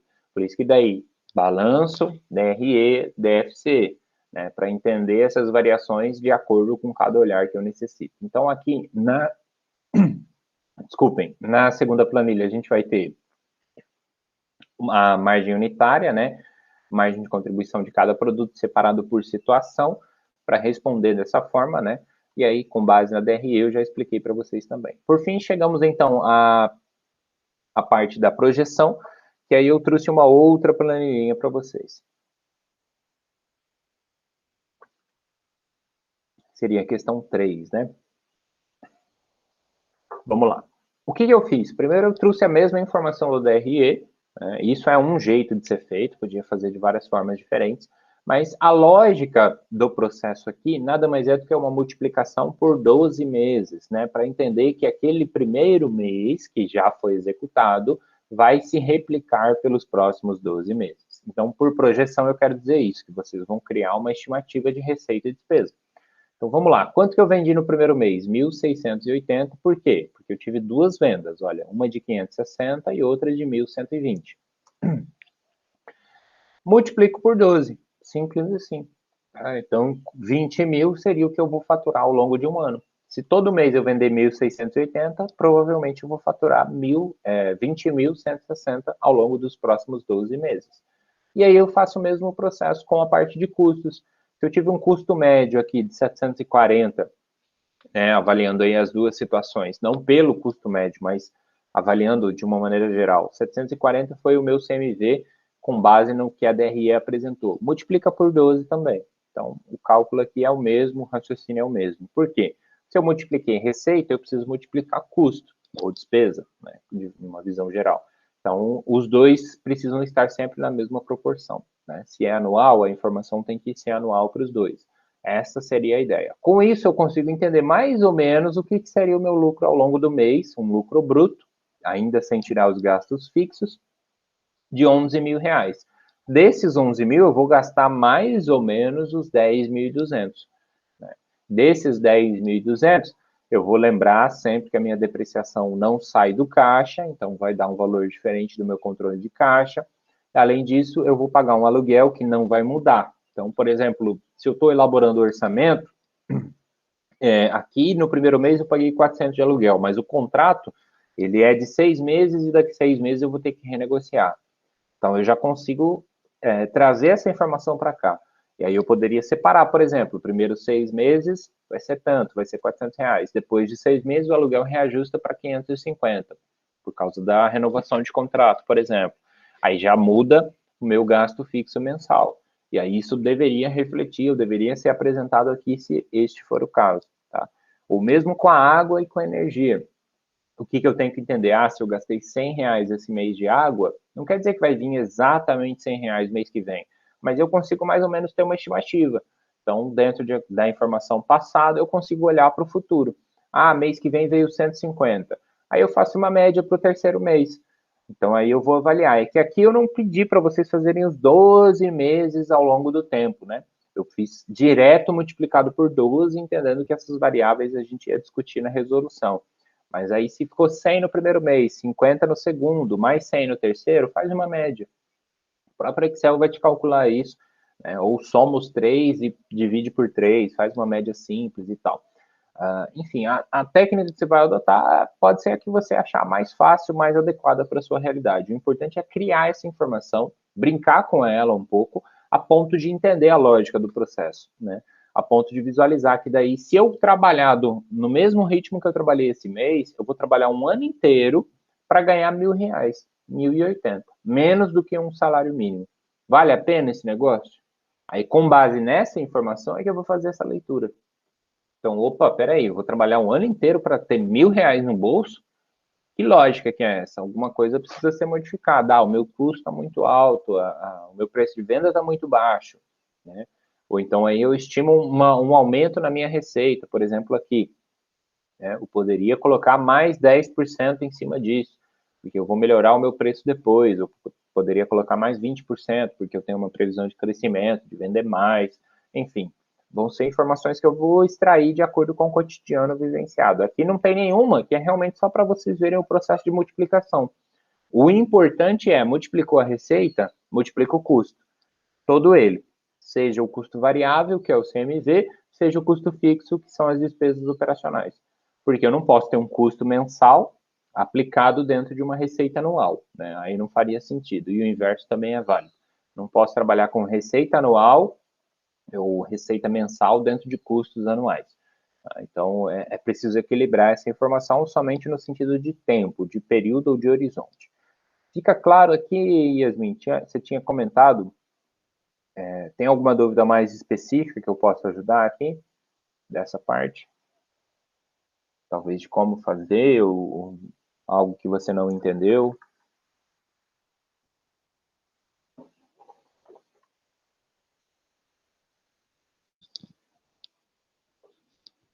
Tá.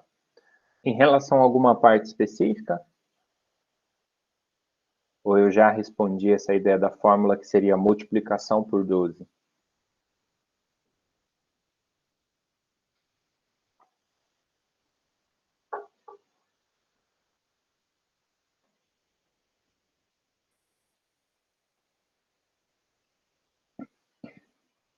Só limpar minha garganta.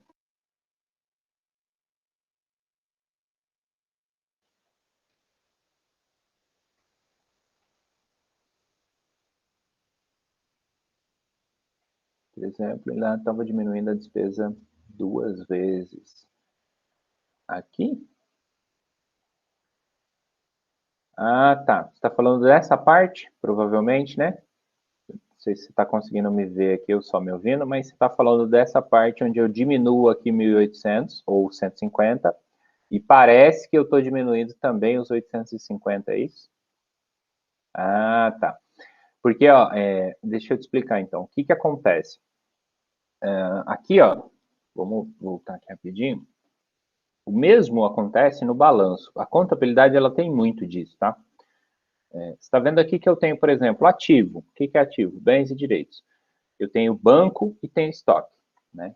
Então, o banco e o estoque me formam o ativo circulante. Então, o meu ativo circulante está somando esses dois. São grandes grupos. Na contabilidade, a gente chama isso de informação analítica e sintética.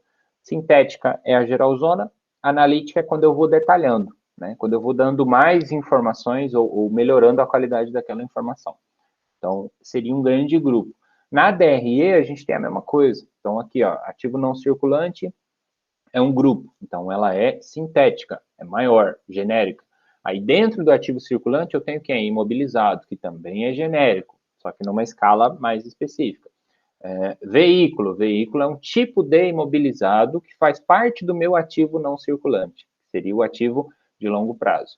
E assim sucessivamente. Na DRE a mesma coisa acontece. Então, por exemplo, receita bruta eu tenho várias subcategorias. Tipo de receita que eu posso ter. Eu poderia ter aqui receita com venda de serviço, com venda de mercadoria, ou a outra coisa que possa acontecer, receita financeira e etc. E tal. Então, a gente vai separando por grupos. Por que que aqui repete? Porque é como se eu tivesse aqui despesas operacionais, um somatório, tá vendo? De todas as minhas despesas relacionadas abaixo. É que a DRE é vertical, então tudo que está embaixo refere-se ao que está em cima.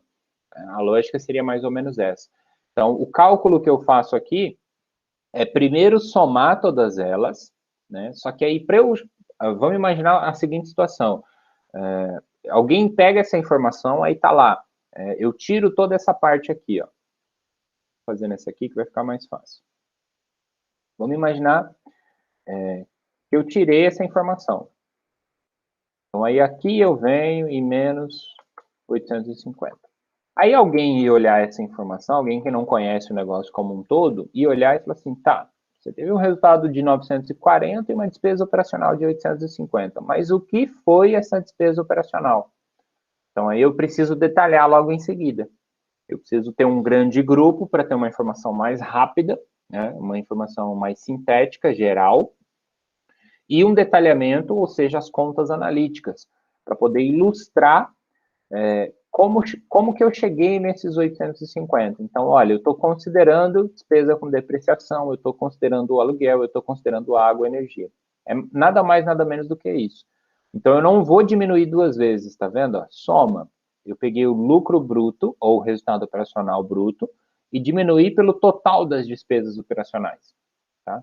E aqui eu deixei linha por linha, porque daí eu faço o mesmo processo. Ó. Esse por 12, e só a depreciação em 12 meses vai refletir R$ 1.800. Só o aluguel em 12 meses reflete 4.800. Mas a lógica do processo é assim.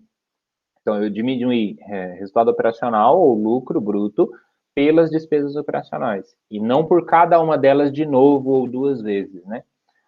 Aí tem que tomar cuidado realmente. Foi bom você ter comentado isso, porque às vezes acostuma, né? Aí para mim já é meio natural e não acabou passando batido, eu não expliquei com mais detalhes. Mas é só isso. Tá? Então, primeiro soma esse grupo menor, deu 10.200, ou no caso 850. Depois faz um maior contra outro maior, né? Resultado operacional bruto menos despesa operacional. Porque assim, até aqui, inclusive, dentro aqui de despesa com aluguel, outras despesas operacionais, a gente pode ter despesas financeiras, receitas financeiras, o modelo da DRE, ele, na verdade, ele é muito maior, né? Então, aí tem grupo, subgrupo, item, subitem e assim sucessivamente. Quanto mais detalhada a informação, mais interessante é. É claro que isso vem tudo da contabilidade, então depende lá do plano de contas, depende da estruturação da informação contábil. Mas numa visão geral, aqui está relacionado duas vezes, não para que você faça a conta duas vezes, mas para que você tenha um detalhamento dessa informação. Porque senão aí eu ia bater o olho na DRE e não ia extrair a informação verdadeira que ela é. Porque, por exemplo, igual eu falei para vocês, aqui eu olho e eu já falo, 850 todo mês, beleza. Mas desses 850, 150 não sai do caixa. Como que eu sei disso? Estudando a teoria da contabilidade para entender que a depreciação eu não pago para ninguém. E despesa com depreciação é uma despesa que existe, um custo real do desgaste daquele bem intangível, porém, eu não pago ele para ninguém. Depreciação é como se eu fizesse uma caixinha separada. Então, a hora que eu fizer o fechamento de caixa, não vai sobrar R$ 90, que é o meu lucro apresentado. Vai sobrar 90 mais 150. Porque a depreciação, como a gente aprende lá na hora de elaborar a DFC, a gente faz o processo inverso. Né? Então, se aqui ela está diminuindo, lá ela vai aumentar. Por entender justamente que aquele dinheiro está lá. O certo era eu ir lá e pegar e separar ele do meu cotidiano e reservar, né? Fazer tipo uma poupancinha mesmo. A hora que chegar lá 5 anos, eu vou ter os 9.000 guardado, aí aquele veículo eu não posso usar mais, vou lá e compro outro de 9.000. Assim a minha empresa nunca perde patrimônio. Ou ainda, as variáveis que a gente pode ter, né? Despesa com aluguel, paguei atrasado, tem juros. Aí isso tudo viria detalhado aqui. Né? Paguei a minha conta de água atrasada, tem juros. Então, a conta de água é um valor, os juros da conta de água é outro valor. A contabilidade separa essas informações para te dar um detalhamento e isso tudo vai ser ilustrado na sua DRE. Então, todos os juros serão somados, toda a despesa específica de água ou de energia vai ser depois somada de acordo com os grandes grupos que eles fazem parte. Beleza? Deu para entender melhor agora?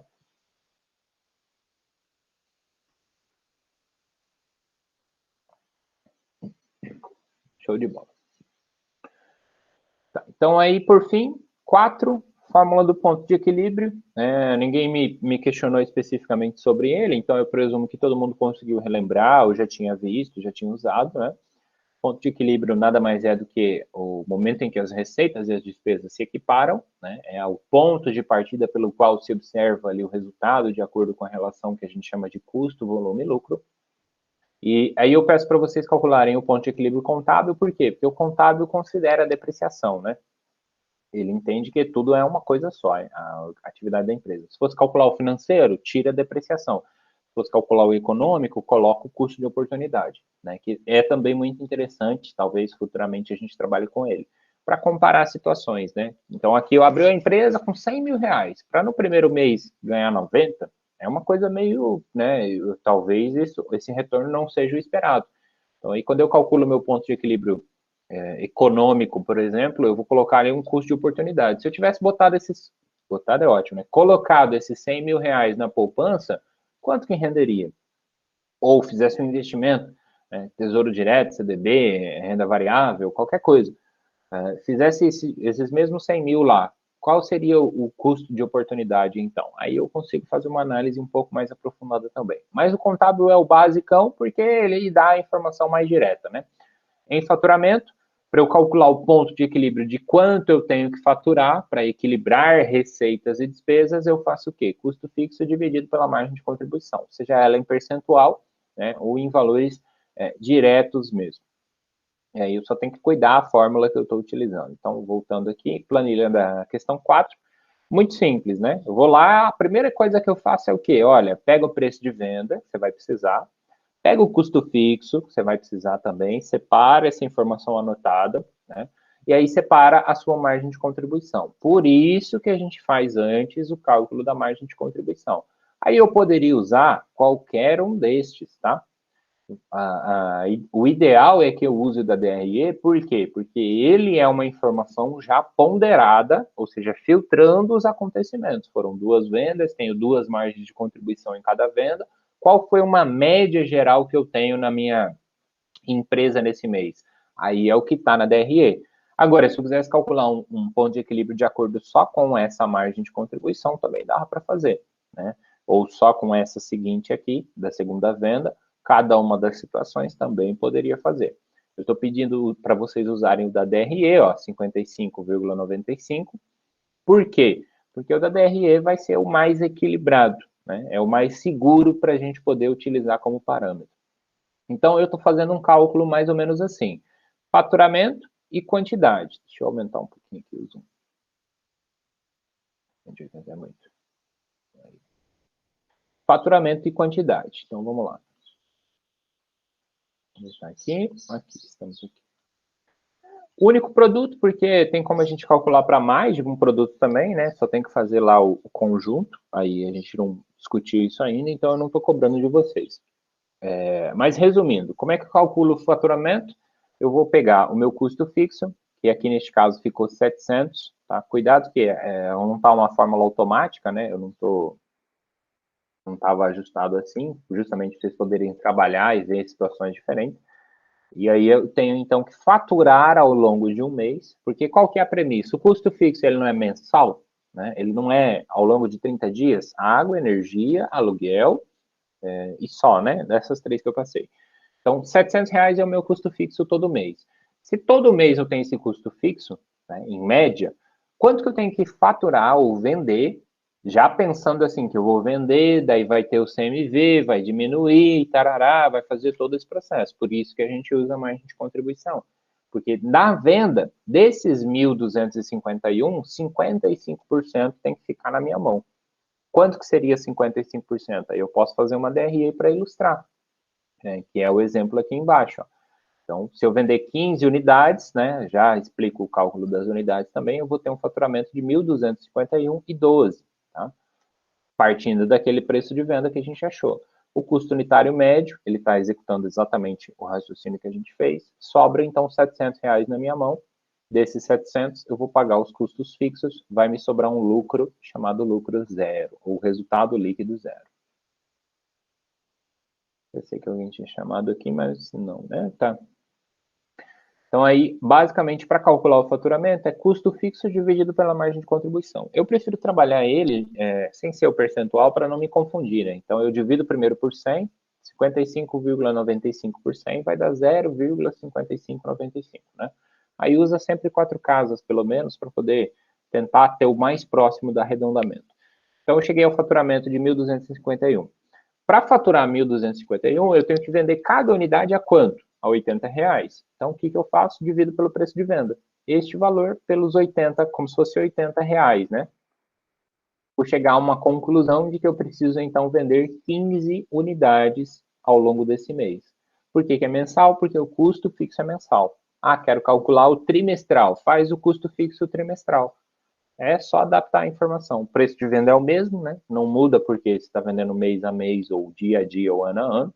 E aí, com isso, eu consigo estabelecer, olha, se eu tenho que vender 15 unidades por mês, com esse custo fixo, se o mês ele tem 20 dias de operação, vamos colocar aí que eu só trabalho de segunda a sexta, eu tenho que vender praticamente uma unidade todos os dias, concordo? Sabendo que eu tenho que vender praticamente uma unidade todos os dias, eu já consigo estabelecer a minha meta. Eu já consigo estabelecer padrões para ver se aquela base de informação que está entrando e saindo ali, o que eu estou executando, fechei o dia, não fiz uma venda, mas amanhã eu faço duas. Consigo mais ou menos fazer uma leitura de como é que anda o negócio, né? E aí vou melhorando a qualidade dessa informação mais uma vez. Então, cheguei à conclusão que são essas 15 unidades, porque se eu vender 15 unidades a R$80 aqui no cantinho, eu vou ter um faturamento de 1.251. Ao mesmo tempo, eu vou ter um custo, né, um CMV, estimado aí, aqui um raciocínio que eu faço aqui, destes, a cada R$1 de venda, né, eu vou perder 0,55, que é a minha margem de contribuição. Então, eu vou ter um custo de 44%. E aí vai sobrar, então, exatamente R$44,76. Mas pela lógica ou pela visão geral, eu venderia 1.251, gastaria 551, sobraria R$700 na minha mão. Isso pode variar, porque, obviamente, uma empresa ela não vende 15,63 unidades. Ela vende ou 15 ou 16. Então, eu preciso entender que essa informação me ajuda a saber que menos que 15 é prejuízo. Acima de 15, no 16, já vai ser lucro, né? Porque aí, entre o 15 e o 16, eu estou no ponto de equilíbrio. Então, a ideia do ponto é só para relembrar esse conceito, para vocês reforçarem aí. E o anual é só trabalhar a informação anual. Então, o custo fixo que era de 700 passa a ser de 8.400, e a partir dali eu tenho, então, uma informação de 15 mil de faturamento anual, né, o 700 vezes 12, dividido pela minha margem de contribuição. Então, custo fixo 8.400 dividido por 12, vezes, dividido, pela margem de contribuição. Tá? Então, aí depois a quantidade, 187 unidades, né? Eu teria que vender, fazer 187 vendas a R$80 cada uma. E o mesmo esquema, tá? Se eu vender 187 a R$80, eu vou faturar 15.013. Ao mesmo tempo, eu vou gastar 6.613, e desses 6.000 sobram 8.400. 8.400 vão servir para eu pagar o quê?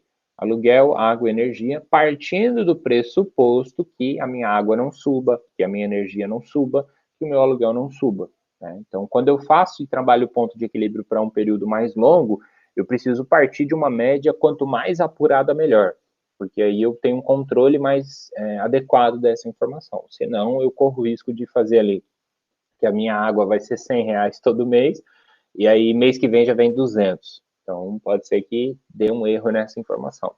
É que para nós aqui numa situação simulada, né, mais tranquila de trabalhar. Só que se vocês vão usar isso na prática, no dia a dia, é importante fazer essas recomendações, esses lembretes, tá? Então é isso, né? Aí fechamos a questão 4, se não tiverem nenhuma dúvida, obviamente.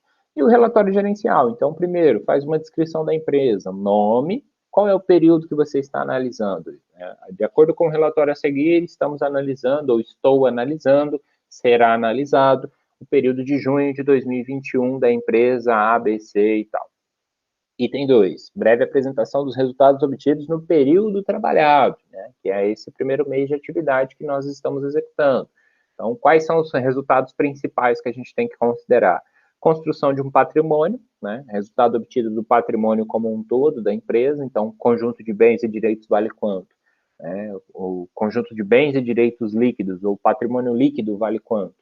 né? E aí eu vou lá, estudo o significado do patrimônio, estudo o significado do patrimônio líquido, apresento isso. Na DRE, tive uma receita de quanto? Uma receita bruta de R$1.000, uma receita líquida de R$90.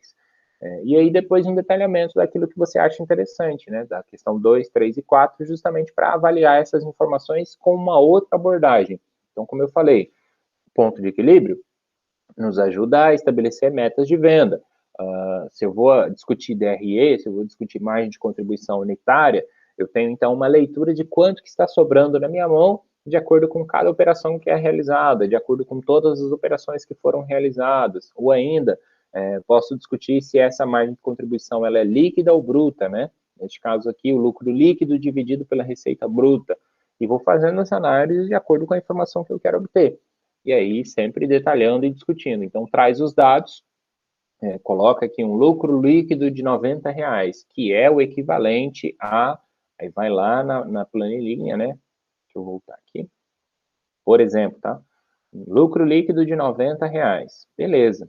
Isso é o equivalente ao quê? A 5,36%. Diminuir aqui. Por quê? Eu estou pegando aqui os 90, dividido por tudo aquilo que entrou de dinheiro. Então, dos 1.680 que entrou na minha mão, eu estou ficando somente com 5%. Então, isso parece um plano de gestão, um plano de negócios adequado para vocês? Se fosse, imagina que fosse 100 mil, ficar com 5% é adequado? Então, talvez numa realidade diferente fosse melhor, né? Fosse mais adequado, mas aqui eu preciso achar um jeito de melhorar esses custos fixos, ou até mesmo o próprio custo variável. E se eu aplico, por exemplo, refaço todo o meu cálculo que antes foi adotado, né? Vamos imaginar um cenário rapidinho para eu fechar a aula de hoje. Aqui a gente fez pelo PEPS. Vamos imaginar que eu refaço esse processo pelo custo médio, refaço os lançamentos, a minha DRE vai dar um outro resultado, né? E aí, num outro resultado, eu vou ter uma avaliação diferente dessa informação. Então, talvez, se eu fizer uma análise aqui, eu descubra que o custo médio é mais interessante para eu trabalhar neste caso. E aí, pelo custo médio, eu tenho uma informação mais adequada do meu lucro. Ou ainda consigo avaliar melhor o meu lucro e o lucro vai ser maior, consequentemente. Geralmente o custo, né, PEPs, custo médio, e depois o EPS, sendo do mais baixo para o mais alto. Aí eu vou avaliando de cada situação. Ah, não, o PEPs realmente é o melhor jeito da gente avaliar nosso controle de entrada e saída de estoque e o custo da mercadoria vendida. Beleza, mantém, avalia, vê os efeitos, vai analisando passo a passo. E eu sei assim que é muita informação, mas é porque realmente a gente trabalha aqui com uma perspectiva gerencial, né? E gerencial quer dizer tudo, tudo ao mesmo tempo. Por isso que a gente estuda lá, a empresa é um sistema aberto, beleza? Como que isso é na prática? É isso aqui. É um balanço, é uma movimentação, é um ato e fato que modifica a gestão, modifica o patrimônio, que ao mesmo tempo está criando obrigações, e assim sucessivamente. Então, não é um processo estagnado, né? Ele sempre está gerando informações, e essas informações precisam ser lidas, interpretadas. O que ocorre muitas vezes é que a falta de conhecimento nos impede de fazer uma leitura adequada sobre aquela informação. Então, quanto mais você estudar sobre balanço patrimonial, melhor vai ser o seu entendimento sobre aquele assunto. E aí, quando alguém te apresenta um balanço, você consegue fazer uma leitura mais profunda. Eu não fiz aqui nesse exercício, mas citei como exemplo para vocês. Poderia vir aqui no balanço e fazer uma análise vertical. E aí eu posso fazer esse parâmetro de acordo com o que a gente aprendeu na aula anterior, né? Eu vou comentar isso lá na frente. Então, 91% do meu conjunto de bens e direitos, ele está na forma de ativo circulante. O que quer dizer isso? Quer dizer que ele está disponível, quer dizer que ele é de curto prazo. Então, análise vertical, só fazendo aí um parênteses rapidinho, né? E outros 9% estão na forma de imobilizado, né? Que vai ser a forma onde o dinheiro demora mais para aparecer, demora mais para voltar. Eu não posso simplesmente vender um carro da noite para o dia, né? Sem perder valor, pelo menos. Ou ainda, calcular a análise horizontal, comparar um balanço de um mês com o outro, fazer análise por índices aqui, dividir o ativo circulante pelo passivo circulante para saber a minha capacidade de liquidez, né, de pagamento, enfim. Então, vão existindo aí várias técnicas, várias circunstâncias. é que eu estou tentando realmente manter o mais simples e direto objetivo para que vocês possam aprender e a construir. Então, isso aqui, a 5, é muito importante que vocês tentem fazer. Porque daí é onde você vai ver, putz, mas como é que eu falo sobre o balanço patrimonial? Né? Como é que eu explico isso? Aí você vai ter que estudar um pouquinho e vai ver onde é que está ali precisando melhorar esse conhecimento e vai colocar isso no papel de acordo com o que você vai pesquisando, tá bom? Então, essa é a aula de hoje. Alguma dúvida antes da gente finalizar? Agora já são 9h10. Algum ponto que vocês queriam apresentar aí? Algo que eu possa contribuir?